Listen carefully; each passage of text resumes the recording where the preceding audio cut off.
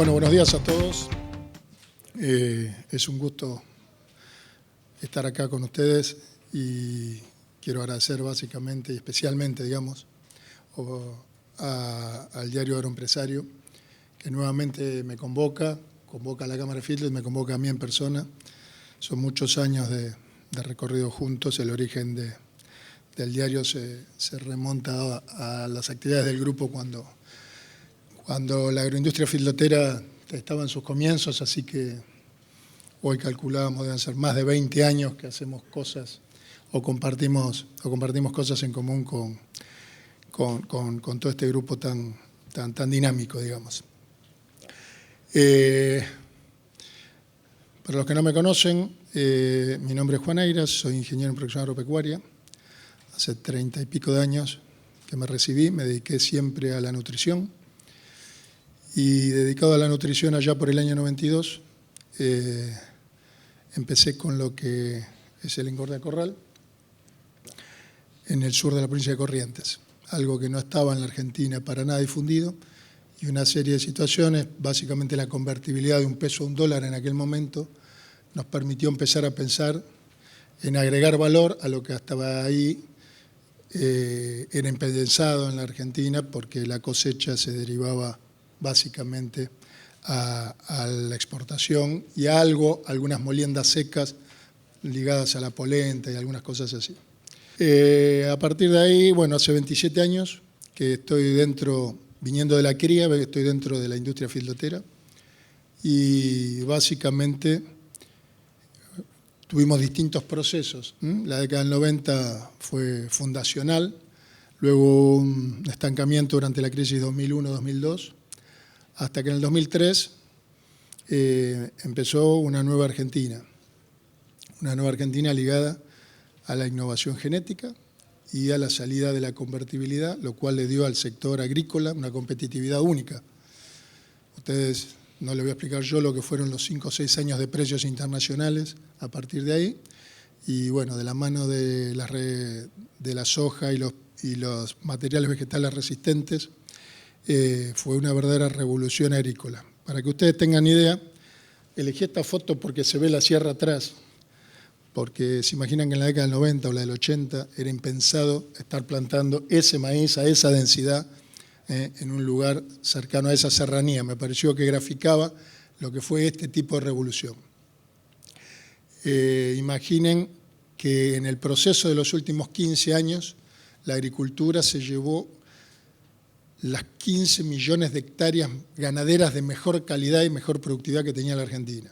Cuando digo se llevó, las transformó virtuosamente en cultivo agrícola, básicamente de soja y de maíz, y esto le cambió la cara a la ganadería. O sea, nuestros novillos queridos que pastaban esas hectáreas que eran las mejores, donde había esas pasturas consociadas, esos alfalfares, se convirtieron en rendimientos de 4.000 y pico de kilos de soja y 12.000 kilos de maíz. Contra ese margen bruto no hay ganadería que pueda. Pero como los argentinos tenemos un arraigo ganadero, no soy el único vaquero que hay, somos muchos, gracias a Dios, nos fuimos rebuscando y buscando alternativas para no desprendernos ni de las vacas, ni mucho menos de la productividad. Y esto fue sucediendo. Cuando empieza esto, el modelo seguía siendo ¿no? O sea, aumentó el potencial de cosecha, las toneladas país en los distintos cereales y oleaginosas, había algo de industrialización y el resto barco, que fue muy virtuoso en ese momento porque al país realmente le dio un ingreso de divisas importante. Pero bueno, gracias a Dios la Argentina y los empresarios argentinos entendieron claramente que esto no era sustentable, o sea, la Argentina no podía ser un vendedor pleno de semejante cosecha sin darle agregado de valor. Y acá vamos al punto central del Congreso y de esta charla. La producción agrícola transformada y con su agregado de valor en carne, realmente era un modelo que había que diseñar y que ir elaborando en un país con un territorio vastísimo, donde encontrábamos los primeros procesamientos importantes soja, maíz, maíz en partido, y las moliendas húmedas. Las dos diagonales son las moliendas húmedas, un fenómeno que no estaba instalado.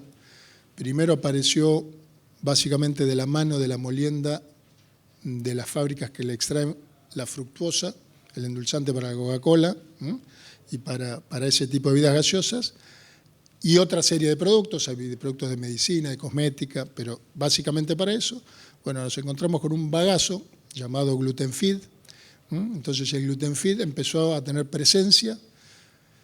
Después se desarrolló en forma exponencial, y ustedes lo saben, la industria cervecera en la Argentina. El argentino pasó a tomar otros volúmenes de cerveza. Entonces la de malta, o sea, la malta de destilería de cerveza, que era poca y que se usaba mucho en lechería, en los que estaban cercanos a una planta, se generalizó con la aparición de muchas plantas y en muchas regiones.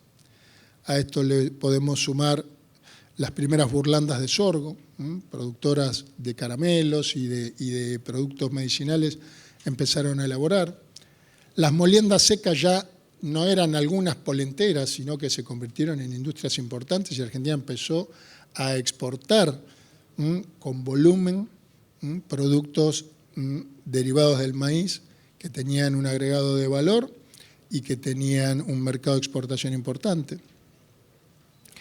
Y así se fueron sucediendo distintas apariciones. La última, y muy renombrada, ya es hace unos 8 años o 9 años, cuando apareció la utilización del maíz para producir etanol. El maíz para etanol generó un boom, la instalación de varias plantas grandes y de muchas medianas y chicas. Ustedes saben, el etanol se utiliza básicamente el mayor volumen para corte de las naftas. Hay una ley que nos lleva a cortar con 10% de etanol las naftas.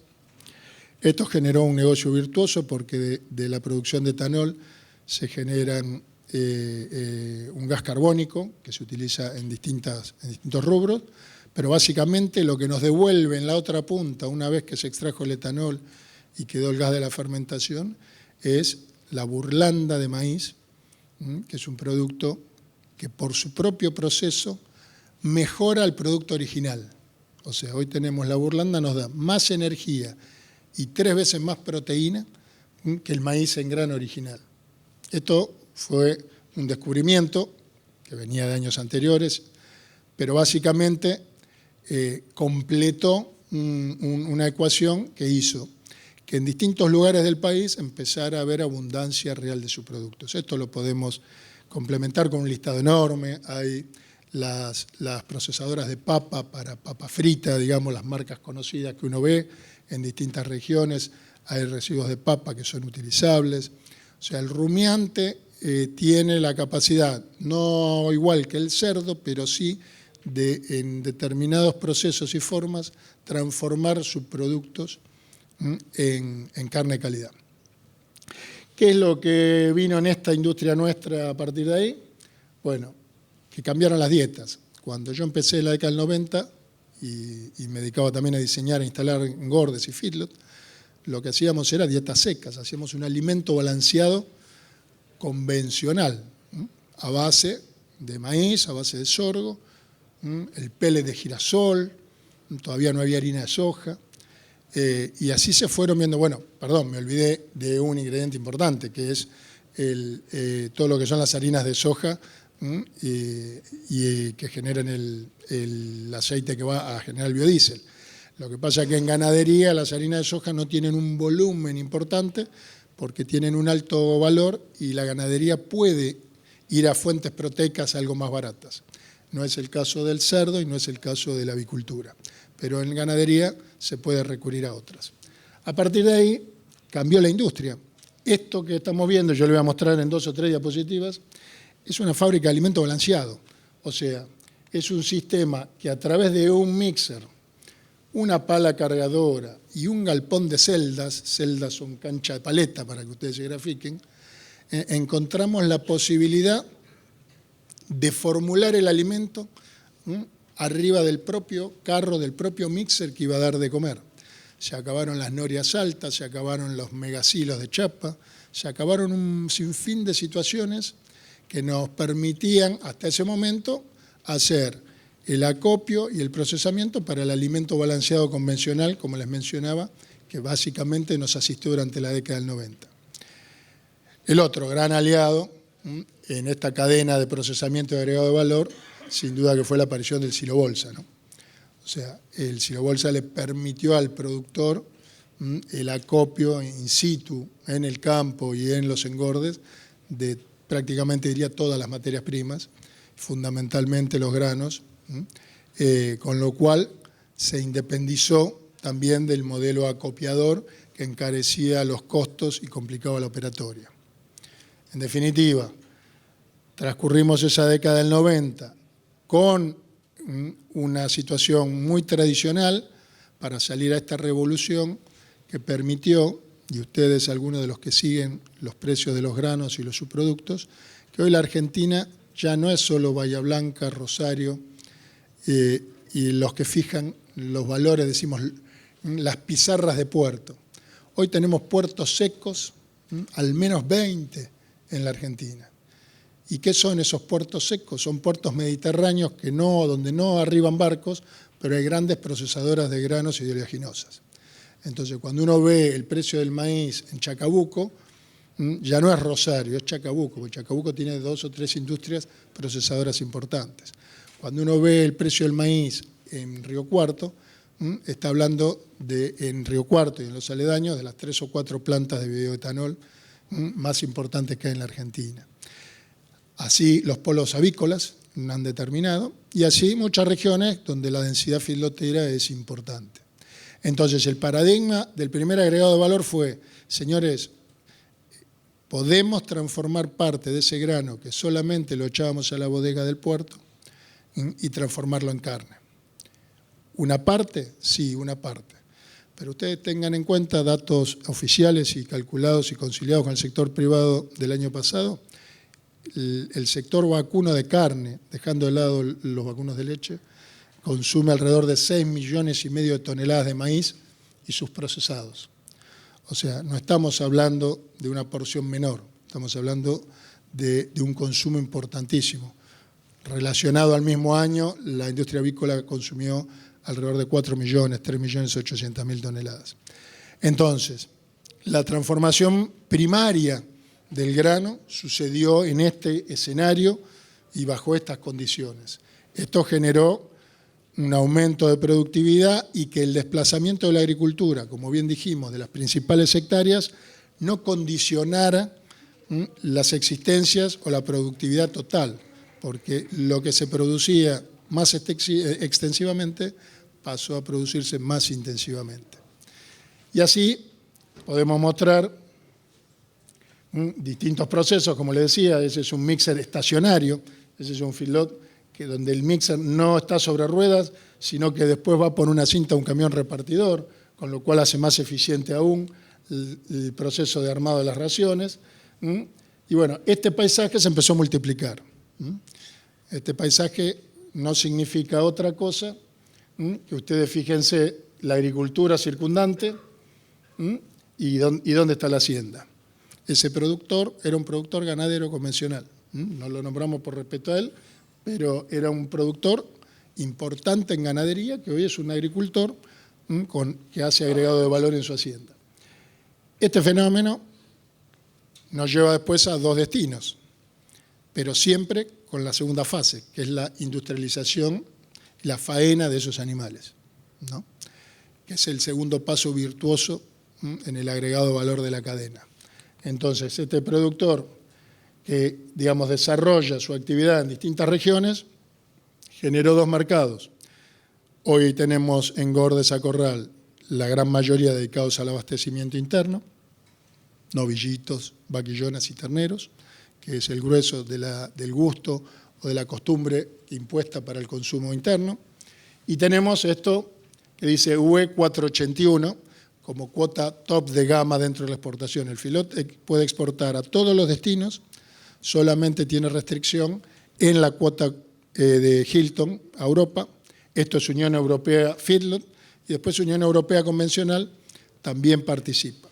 Entonces, este camino nos dio la industrialización frigorífica, nos da la opción mercado interno exportación, nos da no solo la transformación y el agregado valor, sino la uniformidad de producto, que fue lo que realmente la industria frigorífica y el importador de cualquier país, sea China, sea Europa, sea hoy Estados Unidos, Chile, Israel, Rusia y todos los que podamos no mencionar, encuentra esto, encuentra una media res de novillo, esto es una faena 481 de fin de mayo, una media res de 120 kilos, responde a un novillo de 460 kilos, 450 kilos, o sea, una calidad, una terminación excepcional, en un proceso que no termina ahí, el mercado interno lo concluimos ahí, reparto a carnicería. No, tenemos, gracias a Dios, un agregado valor extra, que es el desposte y el embalaje. Lo que ustedes están viendo a la izquierda, que hace mención a esa marca conocida durante años, ese es el primer embarque de hace 10 días de carne enfriada a China. Imaginen ustedes, de poner el maíz a chorro adentro de un barco en Rosario o en Bahía, a poder estar en una góndola en cualquiera de las capitales chinas, con ese producto, con ese packaging y con el valor que esto conlleva. Carne de alta calidad, todos cortes de alta calidad, hemos cumplido con todas las cuotas, vamos creciendo en todas las cuotas. Realmente creemos que el camino es virtuoso y que nos lleva a un horizonte que no tiene retorno. O sea, esto no tiene marcha atrás. Hay que seguir trabajando, hay que seguir complementando procesos y aplicando tecnología para ser más eficiente. Pero quedémonos con el barco y quedémonos con la foto de la góndola en China. O sea, la transformación que pudimos realizar entre todos, aún con los escollos que se han vivido, internos y externos, nos posiciona en una situación inmejorable para dar trabajo, para dar agregado valor y para dar ingreso de divisas.